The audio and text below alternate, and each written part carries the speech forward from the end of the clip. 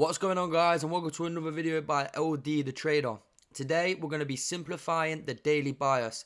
I'd like to thank Jay Ranks for this video, and I'd also like to thank you for your recent support you've been giving. So we're going to go through on how I come up with my weekly and daily bias.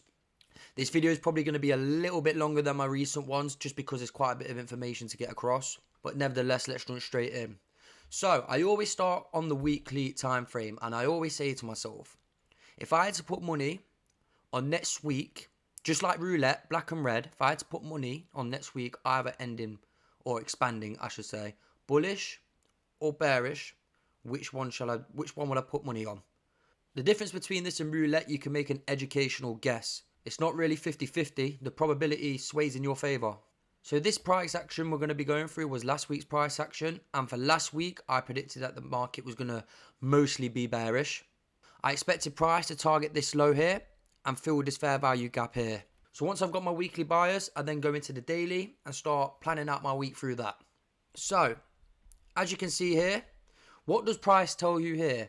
And this is what people forget to do. They forget to actually look at what price is telling them when it comes to the higher time frames. They just look at the fundamentals or the COT data and stuff like that and think, no, bullish DXY, we're going higher, this don't matter, this is a liquidity sweep, not a break structure. No, let's go through it. We can see here, liquidity taken here, buy side, liquidity taken here, buy side.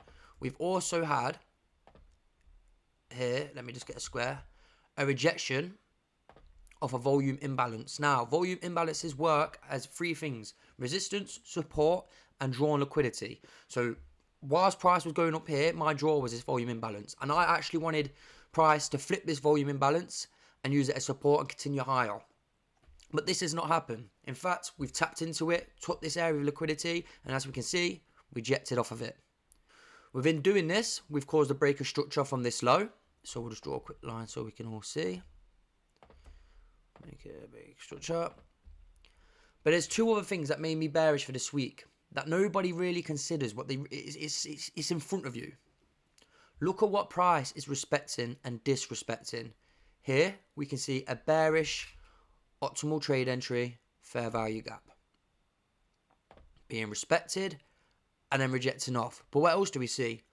A bullish fair value gap being what? Disrespected. Price running straight through. So this tells me we're respecting bearish price arrays and disrespecting bullish price arrays after taking a form of buy side liquidity and rejecting off a volume imbalance. So looking at the weekly chart, if I had to put money on, where would I think we're going to expand to? The downside, bearish. Going through the daily, what is it showing me? We've took two forms of buy side liquidity. We've tapped into a volume imbalance. We're now rejecting. We've caused a break of structure. We're respecting bearish price arrays and we're disrespecting bullish price arrays. It is that simple. From that alone, I came up with my weekly bias. So, how is the week going to plan out? Where is the price is going to expand to?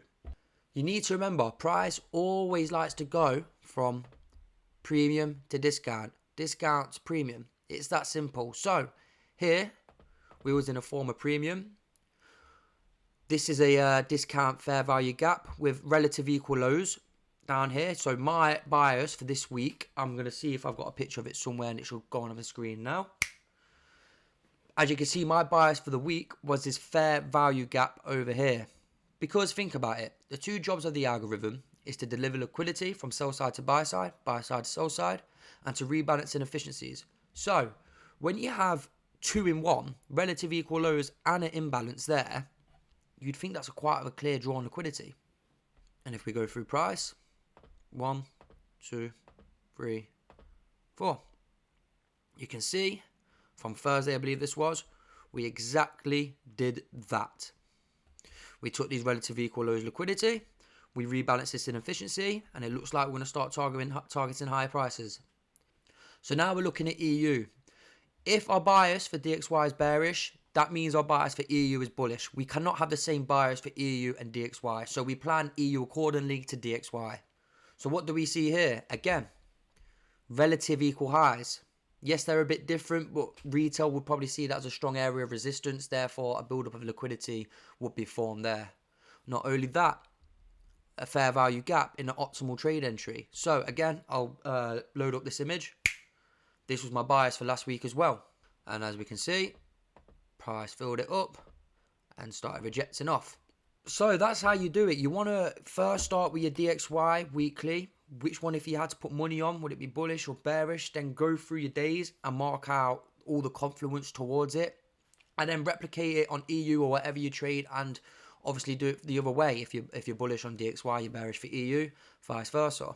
I hope this makes a lot of sense for you guys. I'm happy to do a full in-depth video. As you can see on my channel, I do have 2 separate series. It's kind of ICT trading. It's kind of straight to the point, quick and easy in and out.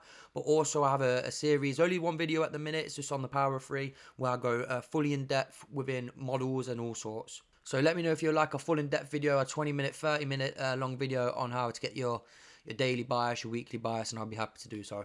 Alright guys, thank you for watching. Take care and peace.